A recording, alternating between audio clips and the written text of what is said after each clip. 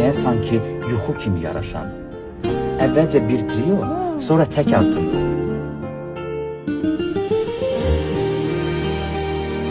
Benden sonra sizi görmeyeceğim, duymayacağım. Beni sağlığımda sevin. Sağlığında dəyər verin insanlara. Bana sağlığımda değer verin. Çünkü ben sizin o yaşınızda geldim ki sizle bir yerde çiyin çiyine savaştım.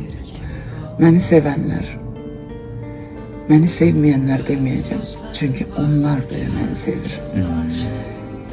Belki mahnımı sevmez ki mümkün yatsıdır. Hansı bir sözüm vardı ki onu sevir elbet. Benim obrazımı sevmeyen mütləq paltarımı sevmiştir.